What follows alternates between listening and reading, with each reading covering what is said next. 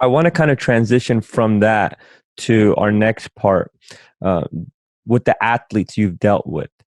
From the Cristiano Ronaldos to the Zlatan to Gareth Bale. I think there was a recent one where there was a doctor at Real Madrid saying Gareth Bale is the best athlete I've dealt with, and I think he was even putting him past Cristiano Ronaldo. And Wow. I think those are perspectives or perceptions, but to me, it's kind of hard to. I haven't, when you even break down the science part, past Ronaldo. He's been a very special with the balance of his work ethic. When you hear about all the stuff you do, you working with them behind the scenes. Obviously, we hear stuff in the media, we hear it in these kind of aspects. What is it, the eye test that you see, especially being a sports performance coach, athletically? And I'm just throwing Zlatan, Cristiano Ronaldo, Gareth Bale out there as just the more polarizing names. But overall, all the athletes you've dealt with, who stood out to you and why did they stand out to you? And, what made them different? I think when you talk about, and really what we're talking about, not only an elite player, but we're talking about the tip of the arrow. Really, that there, even within a lot of athletes you work with, there is a minuscule component of players that just take the game onto another level. So what we're talking about now are the game changers, the ones that really, push the boundaries of human performance. So, and I think when we talk about who's the best athlete, and there are so many different parameters, whether, we set up at Manchester United a laboratory program, and I didn't actually have the pleasure of working with Zlatan at Manchester United because I dropped down into the academy then. But when we talk about, the strength and power profile and benchmarks and so on and so forth, yeah, Zlatan, even at Man United level, Zlatan stood out because, you can see, he's incredibly strong and powerful, and it's just a unique athlete in terms of everything about him. So, but I didn't necessarily have that. Now, my definition really, and I talk about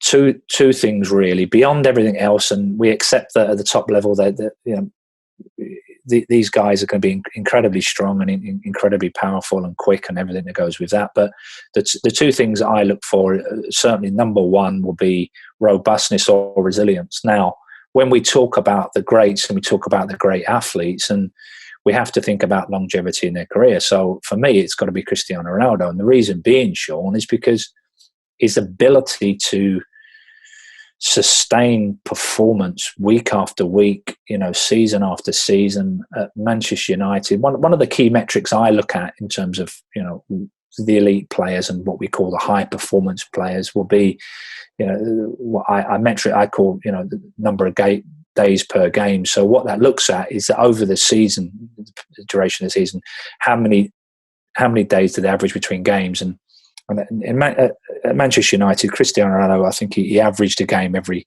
3.6 days. So for me, when we talk about resilience, robustness, and a majority of that, or a big part of that, is physical robustness and physical resilience. But certainly within that, Sean, is also the professionalism that allows him to sustain the levels of performance. So there is a mental component to that. There's a mental resilience to get up every day and train every day and prepare your body, for the most intense phases of the game. So, Cristiano Ronaldo is a standout. The other one and the other component to that is around movement quality and efficiency of movement. Because, if you're playing, and again, when we look back at that Manchester United team, we had players playing 50, 60 games a year, Sean. Not just for Manchester United, but at an international level as well. So that ability to knock out 50, 60 games a year is very, very unique.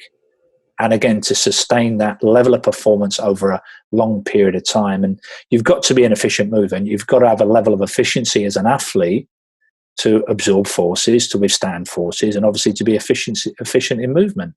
And you look at the greats; they all move well. There's a movement quality. There's a graceness about the best athletes, and coming on to Ryan Giggs. And when we talk about longevity, no more so. I'm not being, there's no favoritism here because I work with Ryan. He's my boss at the moment, but to sustain the career that he had over, a 20-year period at one of the biggest clubs in the world, that's very, very unique. And that doesn't come, Sean, just part of that is kind of, you know, your genetic profile, you know, the genes that you're born with and the ability to be quick and gracious. But, you know, some of that is learned, and some of that is certainly the levels of professionalism required to sustain that are incredible. So for me, you know, when we look at it, certainly Cristiano Ronaldo was a standout athlete that I worked with. I've only really worked with Gareth Bale over the last couple of years, but yeah, in the same vein, I mean, you look at Gareth, he's incredibly quick, he's incredibly strong, and again, one of the standout features of Gareth Bale and Cristiano, they're both incredibly consummate professionals.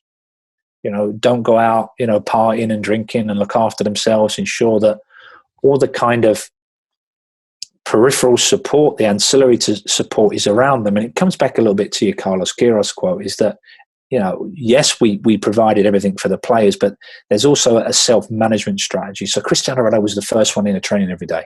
You know, and I'm sure Gareth Bale, you know, at Real Madrid, I don't work at Real Madrid, at Wales, Gareth's one of the first players in the gym every day. He does his routine. He's got a set pattern of how he does things, and he's very, very diligent. So it doesn't happen by chance. So, you know, it's almost setting yourself up for success. And I think, you know, you've only got to see that with you know, there's been a lot of attention with Michael Jordan and you know, The Last Dance and so on and so forth. But it's no different. I mean, when we're talking about that kind of, you know, minute detail, that passion to want to take the game to another level, the levels of professionalism that are required to train hard, train smart every single day, and again to sustain that over a long period of time, Sean, I think they're the things that really stand out. No, that's fantastic. That's fantastic, Tony.